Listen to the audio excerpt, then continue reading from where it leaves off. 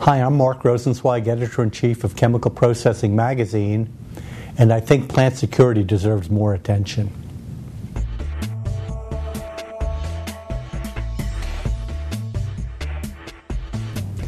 I've visited more than a few facilities in my time, and frequently, first impressions can be telling. For instance, it's often apparent from a cursory view how well a site is maintained and the quality of housekeeping. Rust-encrusted equipment and dust-covered steelwork scream out that corners are being cut. Likewise, how access to a site is controlled can say a lot about how secure it is. At some facilities, I've simply driven in, parked, and then walked over to a building, all unsupervised, before I finally signed in at a reception desk. I easily could have gone elsewhere on the site. At other places, I've checked in at a guardhouse at the plant gate and been directed to walk or drive over to a certain building, unescorted again. Sometimes the receptionist or guard just asked for my name, my company, and the person I was there to see, not for any real identification. Unfortunately, I continue to encounter too many facilities that could stand improvement in their maintenance and housekeeping, and more importantly, in their security. Some relatively recent CP surveys back up my impression about site security.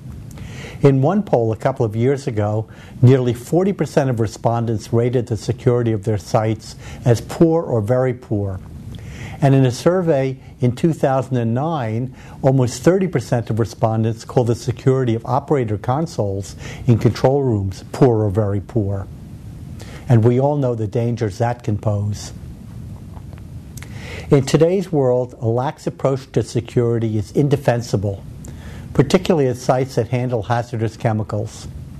That's why the American Chemistry Council added a security code to the Responsible Care Program mandated for all its member companies. That's also the underlying reason behind the new Chemical Facilities Anti-Terrorism Standards, or CFATS, of the U.S. Department of Homeland Security.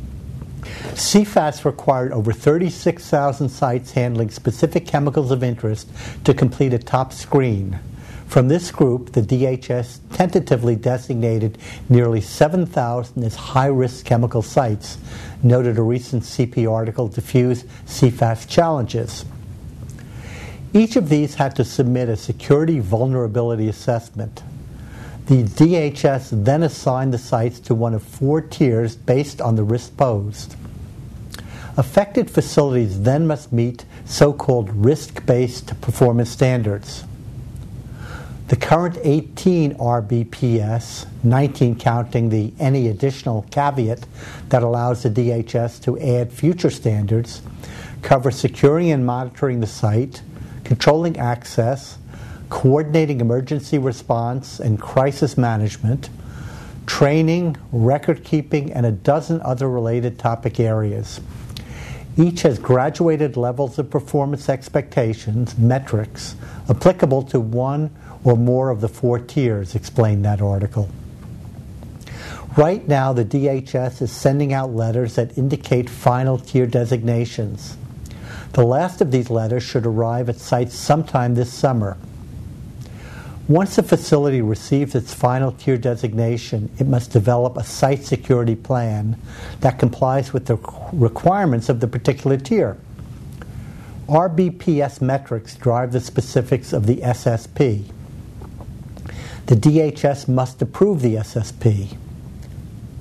Developing a site security plan undoubtedly will pose challenges at many facilities.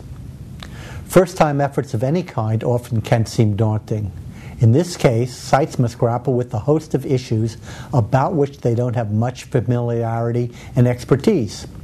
For instance, the SSP demands lots of physical security information, such as the kinds of access control measures, door hardware, camera types, and lighting levels in various parts of the sites.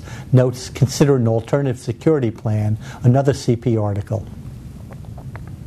One obvious resource for know-how is local law enforcement.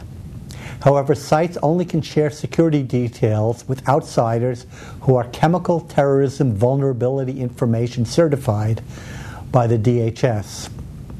In a survey of more than a dozen regulated facilities in rural areas of the U.S., none of the responding sheriff departments was aware of the requirement for CVI training. As a result, nobody in those agencies has a CVI certificate that would have allowed the site and its consultant to discuss regulatory requirements or share detailed security planning information. A review of the National Sheriff's Association website reveals no information on CFAS or CVI, that article notes. At least most of us can understand physical security concerns and ways of addressing them. Cybersecurity raises a host of arcane issues. Indeed, many sites don't appreciate all of their vulnerabilities and often make basic errors. Cautions protect your plant, another recent CP article. Likewise, check the tips and strengthen your cybersecurity, which we recently published. Sites must adjust to paying more attention to security. To help, CP's launched the Chemical Security Action blog on our website. After all, we're seeing just the beginning of what's bound to be an ongoing focus on enhanced security that likely will lead to even more stringent requirements.